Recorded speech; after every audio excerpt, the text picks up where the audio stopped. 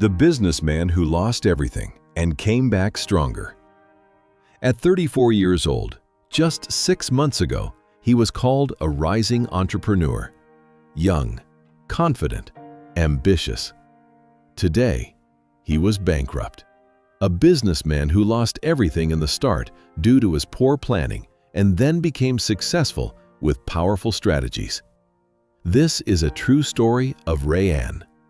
Rayan was not born rich. His father was a factory worker. His mother worked in a small grocery store. Since childhood, he had one dream. I don't want to work for money. I want money to work for me. At 29, he left his stable corporate job. Everyone warned him, "Don't leave your job. Business is risky. Security is better than dreams." But Rayan believed in himself. He started a tech startup with his savings. For the first year, things looked good. Investors showed interest. Social media praised him. Friends admired him. Success felt close. But success was only testing his ego. Rayan expanded too fast. He rented a big luxury office, hired more staff than needed, spent money on branding, not systems. He thought growth meant spending more.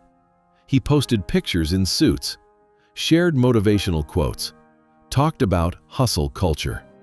From the outside, he looked unstoppable. But inside, he was building too fast and thinking too small. Warnings appeared. Customers complained about service quality. Expenses were rising.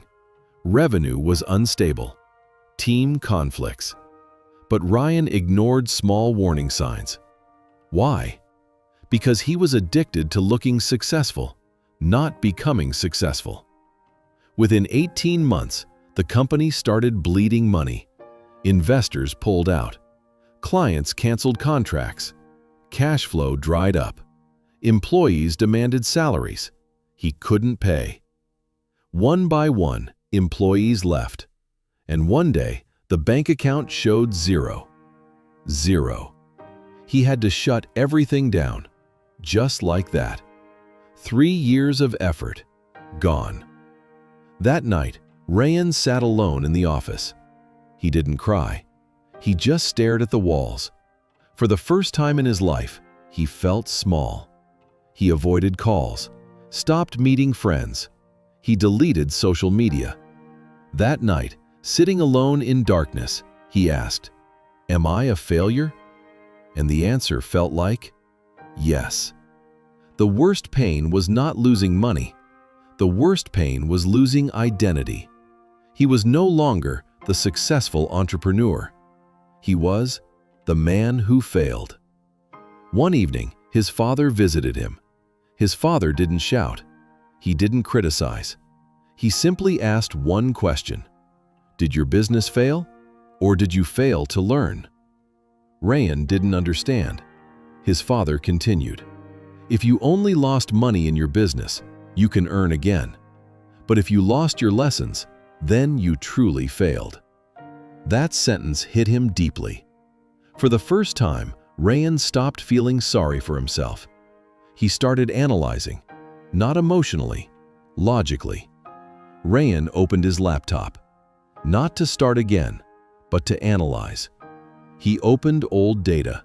He studied every mistake, and he discovered painful truths. He didn't understand financial management deeply. He ignored customer feedback. He hired friends instead of skilled professionals. He did not save emergency fund. He expanded without structure. He wanted to look successful before becoming successful. Failure showed him his blind spots. That was the day failure became his teacher. For the next 2 years, he disappeared. No announcements, no new startup posts. He worked quietly. He took online finance courses. He learned about leadership psychology. He studied market behavior, understood risk management, consulted small businesses. He rebuilt his mindset before rebuilding his company. This was not comeback mode. This was construction mode. People thought he disappeared, but he was upgrading. At 38, Ryan started again, but this time, small team, clear strategy, strict financial control, customer-first approach. No big luxury office, just a small rented workspace. No ego, just discipline. The first year was slow, but stable. The second year, profitable. The third year, scalable. After 3 years later, investors returned, but this time, he negotiated smarter. His company became one of the most trusted service providers in his industry. Not because he was lucky, but because he was educated by failure. At 42, Ryan's company crossed 8 figures. But something was different. He wasn't loud anymore. He wasn't showing off. Because he understood something powerful. His first business gave him confidence. His failure gave him wisdom. And wisdom builds lasting success. In an interview, someone asked him, "What changed between your first business and this one?" Ryan smiled and said, "In my first company, I wanted to prove something to the world. In my second company, I wanted to improve myself." Then he said something powerful. "My first business gave me money. My failure gave me wisdom." Listen carefully. Failure is painful. It hurts your ego. It hurts your confidence. It hurts your reputation. Failure is not your enemy. It is your unpaid MBA. It teaches you what books cannot. But failure also does something special. It removes illusions. It forces clarity. It exposes weakness. It teaches discipline. Many people fail once and quit. Successful people fail and study the failure. If your business failed, if your plan collapsed, if your dream looks broken, don't rush to start again. First, understand. Because failure is expensive, but ignorance is more expensive. When failure becomes your teacher, success becomes your result. Ryan once said, "I am grateful my first business failed, because if it had succeeded, I would have remained immature." Sometimes losing is training. Sometimes pain is preparation. Sometimes failure is protection. So don't be afraid of falling. Be afraid of not learning.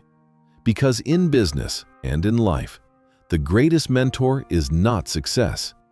It is failure. If you run from failure, you repeat it. If you study failure, you defeat it. What failure taught you the biggest lesson in your life? Comment below. Let's learn from each other. I hope this inspiring story helped you understand that failure is not the end. It is a lesson.